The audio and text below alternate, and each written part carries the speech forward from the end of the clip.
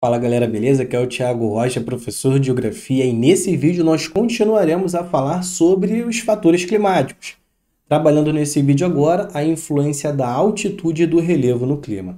Então, sem muita enrolação, vamos direto ao ponto, dá uma olhada no slide aí, ó. Fatores climáticos, trabalhando agora a segunda parte. Bom, e como que a altitude influencia o clima? Galera, lembrando que a altitude é a altura em relação ao nível do mar, beleza? E quanto maior a altitude, conforme você vai subindo uma montanha, menor será a temperatura diminui. Beleza? Bem simples, acho que todo mundo sabe disso. Maior altitude, menor temperatura. Agora, o que a prova pode cobrar novamente, porque ela já fez isso, é a questão da pressão atmosférica. Até porque isso explica o porquê que em alta altitude a temperatura é menor. E o que acontece é o seguinte: geralmente as pessoas acham o seguinte, que quanto maior a altitude, maior será a pressão atmosférica. Na verdade, é o contrário. Quanto maior a altitude, menor será a pressão atmosférica. E por quê? Um exemplo é isso aqui, ó.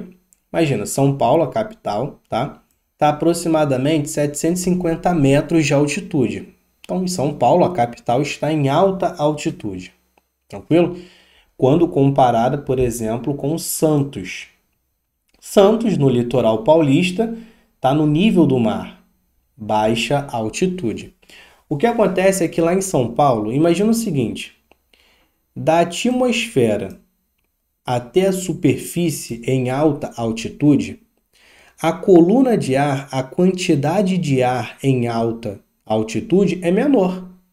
Vocês estão vendo aí, ó. Em alta altitude, da superfície até a atmosfera, a quantidade de ar é bem menor do que em baixa altitude. Lá em Santos, ó, da superfície até a atmosfera, a quantidade de ar é maior. E o ar, galera, por incrível que pareça, o ar tem peso. E se o ar tem peso, ele pressiona a superfície, exerce pressão, tem pressão atmosférica. Então, em alta altitude, menor coluna de ar, menor quantidade de ar da superfície até a atmosfera. Logo, se tem menor coluna de ar, menor pressão atmosférica. Beleza? Agora, em baixa altitude, da superfície até a atmosfera, a quantidade de ar é maior, maior coluna de ar. E todo esse ar pressionando a superfície é maior do que em alta altitude. Em baixa altitude, maior pressão atmosférica, já que a coluna de ar é maior. Beleza? Um exemplo disso é como que a gente percebe essa questão da pressão atmosférica no dia a dia. Um exemplo básico é o jogador de futebol. Um jogador brasileiro, quando ele joga em alta altitude, bem maior do que de São Paulo, tá? Em alta altitude, 3.000 metros de altitude, ele tem que ir um tempo antes para se adaptar ao local. Por quê? Em alta altitude, a 3.000 metros de altitude, a bola corre mais rápido. Já que tem menor quantidade de ar pressionando a bola em alta altitude, a bola encontra menor resistência do ar e vai mais rápido. Já em baixa altitude, aqui no Brasil, por exemplo, como a coluna de ar é maior sobre a bola, pressionando mais, a bola encontra maior resistência desse ar e vai um pouco mais lento. Então o jogador tem que ir um tempo antes para esses lugares de alta altitude para se adaptar ao local. Um outro exemplo é a questão do ar ser rarefeito, né? Lá em alta altitude, como a quantidade de ar é menor, o jogador tem que ir um tempo antes para se adaptar à questão da respiração. O ar é rarefeito, ele não vai respirar da mesma forma que ele respira aqui no Brasil. Então é só um exemplo, tem vários outros. Em alta altitude, menor quantidade de ar da superfície até a atmosfera, menor quantidade de ar, menor pressão atmosférica. Em baixa altitude, maior coluna de ar, maior pressão atmosférica. A ESA, quando cobrou isso, ela cobrou justamente essa questão aqui, ó, de Santos, tá? comparando Santos com a capital, São Paulo, tranquilo? Pô, beleza, mas falou da coluna de ar, da pressão atmosférica e a questão da temperatura. O que acontece é o seguinte, no vídeo passado eu falei que em ambientes úmidos, que tem muita umidade, a água absorve o calor e deixa aquele ambiente com uma oscilação, uma variação de temperatura menor. Vai aprisionar o calor naquele ambiente, aonde tem água. O que acontece é que em alta altitude, como o ar é rarefeito, consequentemente, a quantidade de água nesse ambiente é menor. Então não tem muita água para aprisionar o calor. Logo, o calor vai indo embora para a atmosfera. Ele volta para a atmosfera e a temperatura acaba caindo. Já em baixa altitude, como a coluna de ar é maior, consequentemente, a umidade nesse ambiente também aumenta. Então, a água aprisiona o calor, aumentando a temperatura local. Show de bola? Bom, como que o relevo influencia o clima? O relevo ele funciona como um bloqueio, ele pode facilitar ou dificultar a circulação das massas de ar pelo território brasileiro, como está aí. Imagina o seguinte, imagina que você tem um ventilador e o ventilador está ligado.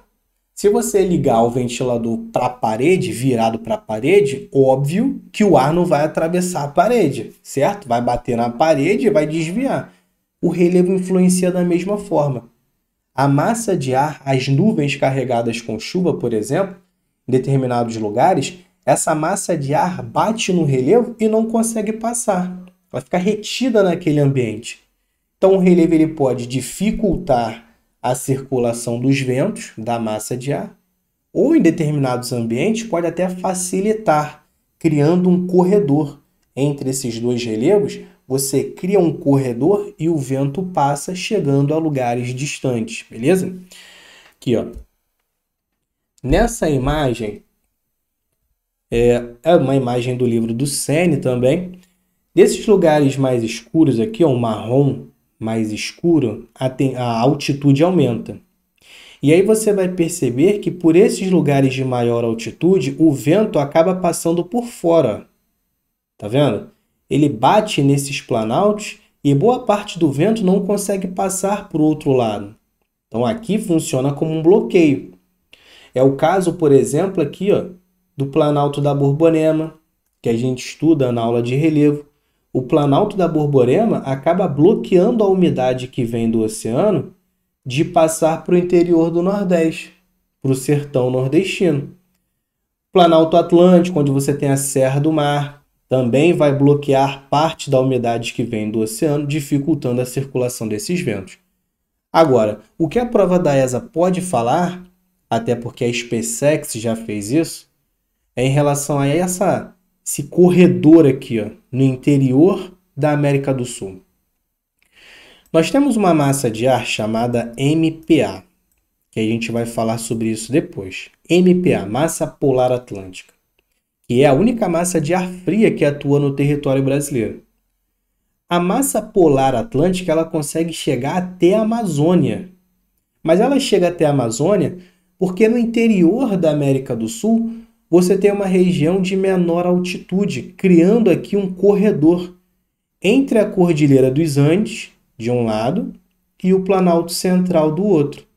Entre esses dois relevos, a MPA passa, chegando até a floresta amazônica, provocando um fenômeno que nós chamamos de friagem. Também falaremos sobre isso depois. Tranquilo? Existe um tipo de chuva comum, tá? Nesses relevos, que nós chamamos de chuva orográfica ou chuva de relevo. Também falaremos sobre isso em um vídeo particular, sobre os diferentes tipos de chuvas.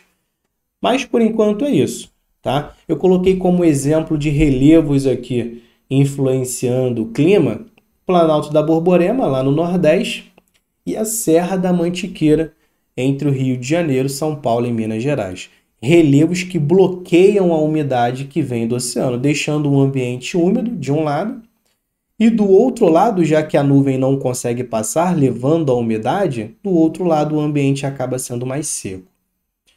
Show de bola até aqui? Bom, vou ficando por aqui. Peço para você, pô, se puder, curtir o vídeo e seguir aí, inscrever-se no canal. E é isso, tamo junto, até o próximo vídeo. Fui!